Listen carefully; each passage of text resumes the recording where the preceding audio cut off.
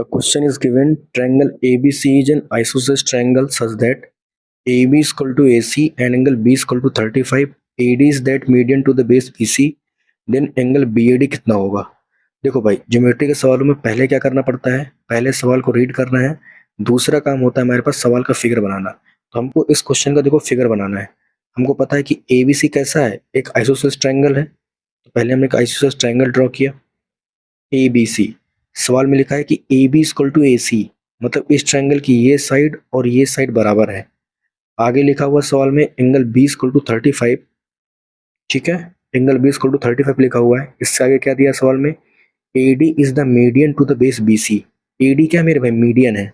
तो पहले हम मीडियन ड्रॉ कर लेंगे, BC को बेस मान के एक मीडियन हम ड्रॉ करेंगे ऐसे करके, ठीक है। ये क्या है? मीडियन है। मीडियन का मतलब क्या होता है? जो साइड को दो पार्ट में डिवाइड करता है उसको मीडियन कहा जाता है। लेकिन आपको यहाँ पर मेन चीज जो याद रखनी है ना, मान लो ये D यहाँ पर लिख दो, D यहाँ पर एक मीडियन है।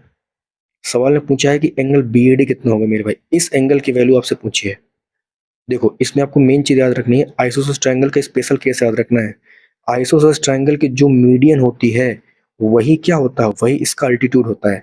अगर कोई ट्रायंगल आइसोसेलेस ट्रायंगल है तो उसकी मीडियन जो होगी और उसका जो अल्टीट्यूड होगा, मतलब जो उसकी हाइट होगी और एक तरीके से उसका जो परपेंडिकुलर होगा, एक तरीके से परपेंडिकुलर बाइसेक्टर, ये तीनों बातें क्या होती हैं? सेम होती है।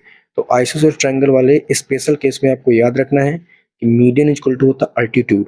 मेरे भाई अगर ये परपेंडिकुलर एक तरीके से दिया हुआ है तो ये अगर परपेंडिकुलर होगा तो ये एंगल कितना होगा? ये एंगल मेरे भाई, ये एंगल 90 का होगा, ठीक है। ये 90 का है, ये 35 का है।